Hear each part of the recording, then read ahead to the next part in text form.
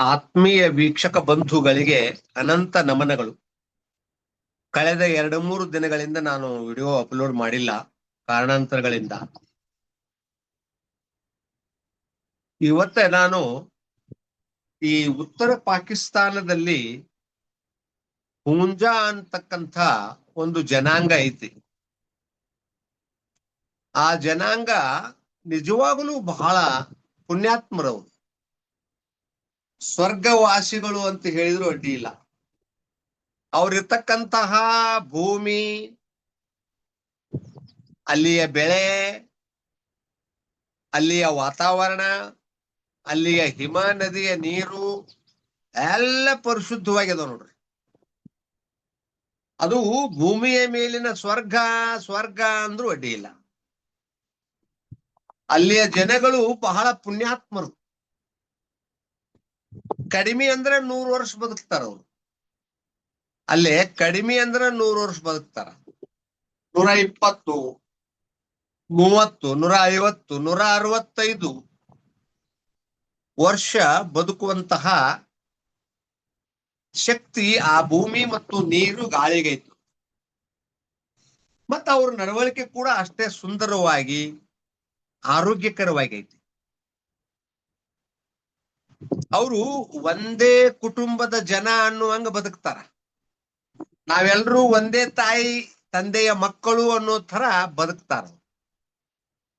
ಅವರಲ್ಲಿ ಭೇದ ಭಾವ ಇಲ್ಲ. ಅಕಸ್ಮಾತ್ ನಮ್ಮಂಥವ್ರು ಯಾರ ಅಲ್ಲಿ ಹೋದ್ರೆ ಬಹಳ ಕಾಳಜಿಯಿಂದ ಪ್ರೀತಿಯಿಂದ ನೋಡ್ಕೋತಾರ ನಮ್ಮನ್ನವ್ರು. ಅವರಲ್ಲಿ ಹೆಣ್ಮಕ್ಕಳು ಬಹಳ ಸುಂದರವಾಗಿದಾರ, ಲಕ್ಷಣವಾಗಿದಾರ, ಆರೋಗ್ಯಕರವಾಗಿದಾರ. ಅಲ್ಲಿಯ ಗಂಡು ಮಕ್ಕಳು ಕೂಡ ಆರೋಗ್ಯಕರವಾಗಿದಾರ, ಬಲಾಢ್ಯರದಾರ. ಕಾರಣ ಅವರ ಆಚಾರ ವಿಚಾರ ನಡೆ ನುಡಿ ಅಷ್ಟೊಂದು ಸರಳವಾಗಿ ನೈಸರ್ಗಿಕವಾಗಿ ಐತೆ. ಅವರು ನಿಸರ್ಗ ಪ್ರಿಯರು, ನಿಸರ್ಗವನ್ನ ಬಹಳ ಪ್ರೀತಿಸ್ತಾರ. ಅದನ್ನ ವಿರೂಪಗೊಳಿಸ್ಲಿಕ್ಕೆ, ಅದನ್ನ ಹಾಳು ಮಾಡ್ಲಿಕ್ಕೆ ಎಂದೂ ಅವರು ಪ್ರಯತ್ನವನ್ನ ಮಾಡಿಲ್ಲ. ಹೀಗಾಗಿ ಅಲ್ಲಿಯ ಭೂಮಿ, ಅಲ್ಲಿಯ ಗಾಳಿ, ಅಲ್ಲಿಯ ನೀರು ಇವತ್ತಿಗೂ ಪರಿಶುದ್ಧವಾಗಿದೆ. ಹುಂಜಾ ಅಂತಕ್ಕಂಥ ಪ್ರದೇಶ ಅದು ಪಾಕಿಸ್ತಾನದ ಉತ್ತರ ಭಾಗ. ಹೆಚ್ಚು ಕಮ್ಮಿ ನಮ್ ಕಡೆ ಹೆಂಗ ಹಿಮಾಲಯ ಐತಿ, ಅಲ್ಲೂ ಕೂಡ ಹಿಮಾಲಯದ ಒಂದು ಭಾಗ ಐತಿ. ಬಹಳ ಚಳಿ ಪ್ರದೇಶ ಅದು. ಆ ಜನಾಂಗ ಕನಿಷ್ಠ 160, 150, 140, 130 ವರ್ಷ ಬದುಕ್ತಾರ. ಅವ್ರಿಗೆ 50, 60 ವಯಸ್ಸಾಗಿರ್ತದ. ನಮ್ಮಲ್ಲಿ 16, 18 ವಯಸ್ಸಿನ ಹುಡುಗಿಯರ್ ಗತೆ ಇರ್ತಾರ ಅವ್ರು. ಅಷ್ಟು ಲಕ್ಷಣವಾಗಿ ಲವಲವಿಕೆಯಿಂದ ಇರ್ತಾರ. ಅದಕ್ಕ ಅವ್ರು ಬಹಳ ಪುಣ್ಯ ಮಾಡ್ಯಾರ ಅಂತಿನ್ನ. ಆದ್ರೆ ಒಂದು ಅವ್ರ ನಸೀಬ ಏನಪ್ಪಾ ಅಂದ್ರ, ಅಲ್ಲಿಯ ಸರ್ಕಾರ ಅವ್ರ ಮೇಲೆ ಯಾವುದೇ ರೀತಿ ದಬ್ಬಾಳಿಕೆಯನ್ನ ಮಾಡಿಲ್ಲ, ಅಥವಾ ಆ ಜನಾಂಗವನ್ನ ಬೇರೆ ಕಡೆಗೆ ಎತ್ತಂಗಡಿ ಮಾಡಿಲ್ಲ, ಅಥವಾ ಆ ಜನಾಂಗದ ಜೊತೆ ಬೇರೆ ಜನಾಂಗವನ್ನ ವಾಸ ಆಗ್ಲಿಕ್ಕೆ ಬಿಟ್ಟಿಲ್ಲ.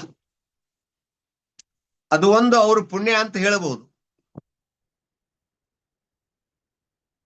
ಆ ಜನಾಂಗ ಬಹಳ ಪುಣ್ಯಾತ್ಮರು ಮತ್ತು ನೈಸರ್ಗಿಕವಾಗಿ ಜೀವನವನ್ನ ಮಾಡ್ತಾ ಇದ್ದಾರ. ಅಲ್ಲಿ ಬಡಗಿತನ ಮಾಡ್ತಾರ, ಕಮ್ಮಾರಿಕೆ ಮಾಡ್ತಾರ, ಎಲ್ಲಾ ತರದ ಕೆಲಸಗಳನ್ನು ತಾವೇ ಮಾಡ್ಕೋತಾರ. ಅವರು ಸಾಮಾನ್ಯವಾಗಿ ಬೇರೆ ಪ್ರದೇಶಗಳಿಗೆ ಹೆಚ್ಚಿನ ಸಂಬಂಧ ಸಂಪರ್ಕವನ್ನ ಇಟ್ಟುಕೊಂಡಿಲ್ಲ. ಬಹಳ ಅನಿವಾರ್ಯವಾದಾಗ ಮಾತ್ರ ಬಳಸ್ತಾರ. ಅವರ ಭಾಷೆ ಬೇರೆ ಅದ, ಅವ್ರದೇ ಆದಂತಹ ಭಾಷೆ ಬೇರೆ ಅದ. ಅವ್ರೇನಪ್ಪಾ ಅಂದ್ರ ಅಲ್ಲಿ ತಾವು ಸೇರ್ಕೊಂಡು ಅಲ್ಲೆಲ್ಲ ಪೂಜೆ ಪುನಸ್ಕಾರ, ಯಾತ್ರಿ ಎಲ್ಲಾನು ಮಾಡ್ತಾರ. ಅವರು ಎಲ್ಲಾನು ತಮ್ಮ ಲೆವೆಲ್ನ್ಯಾಗ ಸಹಜವಾಗಿ ಸುಂದರವಾಗಿ ಮಾಡ್ತಾರ. ಮತ್ತ ಅವ್ರ ಮನೆಯೊಳಗ ಮದುವೆ ಆಗೋ ಪದ್ಧತಿಗಳು ಅವೆಲ್ಲ ಬಹಳ ವಿಚಿತ್ರವಾಗಿದಾವು. ಆ ಪದ್ಧತಿ ಪ್ರಕಾರನ ಅವರು ಒಂದು ಗಂಡು ಒಂದು ಹೆಣ್ಣಿಗೆ ಮದುವೆಯನ್ನ ಮಾಡ್ತಾರ. ಆಮೇಲೆ ಹೆಣ್ಣು ಮಕ್ಕಳು ಹೊಟ್ಟಿಲೆ ಆದ್ರಪ್ಪ ಅಂತಂದ್ರ ಎಲ್ಲಾರನು ಒಂದೇ ಕಡೆಗೆ ಡೆಲಿವರಿ ಮಾಡಿಸ್ಕೊಂತಾರ. ಅವ್ರವ್ರ ಮನೆಯೊಳಗ ಡೆಲಿವರಿ ಅಲ್ಲ. ಒಂದು ಆಸ್ಪತ್ರೆ ತರ ಒಂದು ದೊಡ್ಡ ಕೋಣೆ, ಆ ಕೋಣೆಯಲ್ಲಿ ಎಲ್ಲಾ ರೀತಿಯ ಹೆರಿಗೆಗೆ ಅನುಕೂಲ ಆಗುವಂತಹ ವಸ್ತುಗಳನ್ನ ಇಟ್ಟಿರ್ತಾರ. ಅವರಿಗೆ ಏನಪ್ಪಾ ಅಂದ್ರೆ ಡೆಲಿವರಿ ಆಗುವಂತಹ ದಿನಗಳು ಹತ್ರ ಬಂದಾಗ ಅವ್ರನ್ನ ಕರ್ಕೊಂಡ್ಬಂದ್ ಅಲ್ಲೇ ವಾಸ ಆಗ್ಲಿಕ್ಕೆ ಬಿಡ್ತಾರ. ಅಂದ್ರೆ ಅಲ್ಲೆಲ್ಲ ಬಹಳ ಜನ ಹೊಟ್ಟಿಲೆ ಆದವ್ರು ಇರ್ತಾರ. ಒಬ್ಬರಿಗೊಬ್ಬರು ಮಾತಾಡ್ಕೊಂಡು ಕಷ್ಟ ಸುಖ ಹಂಚಿಕೊಂಡು ಆನಂದಮಯವಾಗಿರ್ಲಿಕ್ಕೆ ಅವಕಾಶ ಸಿಗ್ತದ ಅವರಿಗೆ ಭಯದ ವಾತಾವರಣ ಇರಲ್ಲ. ಅವರಿಗೆ ತಿನ್ಲಿಕ್ಕೆ ವಿಧದ ಬೇರೆ ಬೇರೆ ರೀತಿಯ ವಿವಿಧ ರೀತಿಯ ಪದಾರ್ಥಗಳನ್ನ ತಿನ್ಲಿಕ್ಕೆ ಅನುಕೂಲ ಮಾಡಿಕೊಡ್ತಾರ. ಆರೋಗ್ಯಕರ ಆಹಾರವನ್ನ ತಿನ್ಲಿಕ್ಕೆ ಅನುಕೂಲ ಮಾಡಿಕೊಡ್ತಾರ.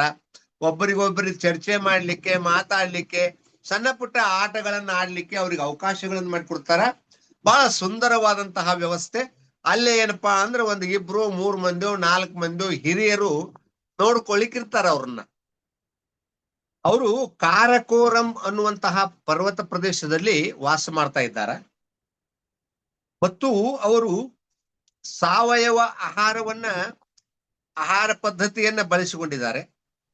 ಯಾವುದೇ ಕೆಮಿಕಲ್ ಅನ್ನ ಬಳಸಲ್ಲ. ಅವರು ನೈಸರ್ಗಿಕವಾಗಿ ಬದುಕನ್ನ ಮಾಡ್ತಾ ಇದ್ದಾರೆ. ಆದಷ್ಟು ನಿಸರ್ಗಕ್ಕೆ ಅಡಚಣೆ ಆಗ್ತಕ್ಕಂತಹ, ತೊಂದರೆ ಆಗ್ತಕ್ಕಂತಹ ಯಾವುದೇ ಪದಾರ್ಥಗಳನ್ನ ಅವರು ಬಳಸುವುದಿಲ್ಲ. ಅವ್ರದ್ದು ದೀರ್ಘಾಯುಷ್ಯ ಮತ್ತು ಆರೋಗ್ಯ ಎರಡು ಬಹಳ ಅದ್ಭುತವಾಗಿದಾವು.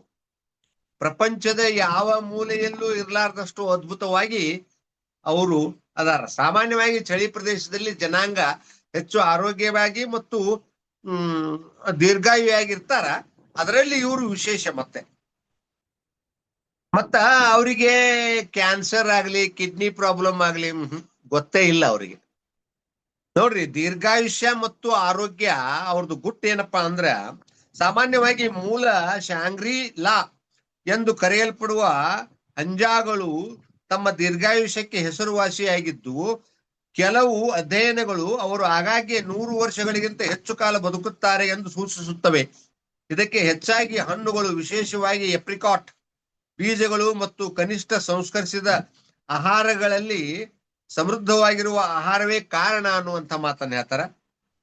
ಆಹಾರ ಮತ್ತು ಜೀವನ ಶೈಲಿ ಅವ್ರದ್ದು ಏನಪ್ಪಾ ಅಂದ್ರ, ಸಸ್ಯ ಆಧಾರಿತ ಆಹಾರವನ್ನ ಜಾಸ್ತಿ ಬಳಸ್ತಾರ. ಹಣ್ಣು ಹಂಪಲಗಳನ್ನ ಹೆಚ್ಚು ಬಳಸ್ತಾರ. ತರಕಾರಿಗಳನ್ನ ಹೆಚ್ಚು ಬಳಸ್ತಾರ. ಬೀಜಗಳನ್ನ ಹೆಚ್ಚು ಬಳಸ್ತಾರ. ಆಮೇಲೆ ಇವೆಲ್ಲ ಪದಾರ್ಥಗಳು ಅವ್ರದ್ದು ರಾಗಿ, ಧಾನ್ಯಗಳು, ವಿವಿಧವಾದಂತಹ ಧಾನ್ಯಗಳು, ಅಲ್ಲಿ ಲೋಕಲ್ ತಾವೇ ಬೆಳೀತಕ್ಕಂತಹ ಧಾನ್ಯಗಳನ್ನ, ಹಣ್ಣು ಹಂಪಲುಗಳನ್ನ, ಕಾಳು ಕಡಿಗಳನ್ನ, ಆಹಾರ ಧಾನ್ಯಗಳನ್ನ, ಆಮೇಲೆ ಬೀಜಗಳನ್ನ, ಹಣ್ಣುಗಳನ್ನ ಅವರು ಸೇವನೆ ಮಾಡ್ತಾರೆ. ಎಲ್ಲಕ್ಕಿಂತ ಮುಖ್ಯವಾಗಿ ಅಂದ್ರೆ ಅವರಲ್ಲಿ ಅಲ್ಕಲೈನ್ ನೀರು ಸಿಗ್ತದ. ಹಿಮ ನದಿಯ ಶುದ್ಧ ಪರಿಶುದ್ಧವಾದ ನೀರು, ಬಹಳ ಪವಿತ್ರವಾದಂತಹ ನೀರದು. ಆ ನೀರು ಅವ್ರಿಗೆ ಸಿಗ್ತದ. ಆ ನೀರನ್ನ ಪ್ರತಿನಿತ್ಯ ಅವರು ಕುಡಿಯೋದ್ರಿಂದ ಅವರು ಆರೋಗ್ಯವಂತರು ಹಾಗೂ ದೀರ್ಘಾಯುಗಳಾಗಿದಾರ ಅನ್ನುವಂಥ ಮಾತನ್ನ ಹೇಳಿಕ್ಕೆ ಇಷ್ಟಪಡ್ತೀನಿ. ಈ ವಿಷಯ ಯಾರಿಗೂ ಗೊತ್ತಿಲ್ಲ ಅಂತಲ್ಲ, ಅಥವಾ ಇದು ಹೊಸ ವಿಷಯ ಅಂತಲ್ಲ. ಬಹಳ ಮಂದಿಗೆ ಇದ್ರ ಬಗ್ಗೆ ಗೊತ್ತದ. ಬಹಳ ಮಂದಿ ಅಂದ್ರೂ ಕೂಡ ಅಷ್ಟೇ 15ರಿಂದ 20% ಜನರಿಗೆ ಇದ್ರ ಬಗ್ಗೆ ಗೊತ್ತದ. ಇನ್ನು ಕೆಲವು ಜನರಿಗೆ ಇದ್ರ ಬಗ್ಗೆ ಗೊತ್ತಾಗ್ಲಿ ಅನ್ನೋದು ನನ್ನ ಅಭಿಪ್ರಾಯ. ತಾವು ಬೇಕಾದ್ರೆ ಇದ್ರ ಬಗ್ಗೆ ಗೂಗಲ್ ನಲ್ಲಿ ಅಲ್ಲಿ ಇಲ್ಲಿ ನೀವು ಹುಂಜಾ ಪೀಪಲ್ ಇನ್ ನಾರ್ತ್ ಪಾಕಿಸ್ತಾನ್ ಅಂತ ಟೈಪ್ ಮಾಡಿದ್ರೆ ಮಾಹಿತಿಗಳು ಸಿಗ್ತಾವು, ನೋಡ್ಕೋಬಹುದು. ಅವರ ವಿವಿಧವಾದಂತಹ ಫೋಟೋಗಳು, ಮಾಹಿತಿಗಳು ಸಿಗ್ತಾವು. ನೀವು ಬೇಕಂದ್ರೆ ಮನಸ್ಸು ಮಾಡಿದ್ರೆ ಅಲ್ಲಿಗೂ ಕೂಡ ಹೋಗಿ ಕೂಡ ಬರಬಹುದು ಅಂತ ಹೇಳ್ತಾ ನನ್ನ ಇವತ್ತಿನ ಈ ಮಾತುಗಳನ್ನು ಮುಗಿಸ್ತಾ ಇದ್ದೀನಿ ಸರ್. ದಯವಿಟ್ಟು ಸಬ್ಸ್ಕ್ರೈಬ್ ಆಗ್ರಿ, ಲೈಕ್ ಮಾಡ್ರಿ, ಶೇರ್ ಮಾಡ್ರಿ, ಸಪೋರ್ಟ್ ಮಾಡ್ರಿ. ನಮಗ ಆದಷ್ಟು ದೇಹ ಮತ್ತು ಮನಸ್ಸಿನ ಆರೋಗ್ಯವನ್ನು ಚೆನ್ನಾಗಿ ಇಟ್ಕೊಳ್ಳಿಕ್ಕೆ ಪ್ರಯತ್ನವನ್ನ ಮಾಡಿ. ಅದಕ್ಕೋಸ್ಕರ ನಾನು ವಿವಿಧ ರೀತಿಯ ವಿಡಿಯೋಗಳನ್ನ ಮಾಡ್ತಾ ಇರ್ತೀನಿ. ಕೇಳ್ರಿ, ಏನಾದ್ರೂ ಡೌಟ್ಸ್ ಇದ್ರೆ ಫೋನ್ ಮಾಡ್ರಿ, ಕೇಳ್ರಿ, ಮಾಹಿತಿ ತಗೊಳ್ರಿ. ನೀವು ಆರೋಗ್ಯವಾಗಿರ್ರಿ ಹಾಗೂ ನಿಮ್ಮ ಸುತ್ತಮುತ್ತಲೂ ಇರ್ತಕ್ಕಂತಹ ಪ್ರತಿಯೊಬ್ಬರನ್ನು ಆರೋಗ್ಯವಾಗಿ ಇರ್ಲಿಕ್ಕೆ ಪ್ರಯತ್ನವನ್ನ ಮಾಡ್ರಿ ಅನ್ನುವಂತ ಮಾತನ್ನ ಹೇಳ್ತೀನಿ. ಮುಂದಿನ ವಿಡಿಯೋದಲ್ಲಿ ಭೇಟಿಯಾಗೋಣ. Thank you.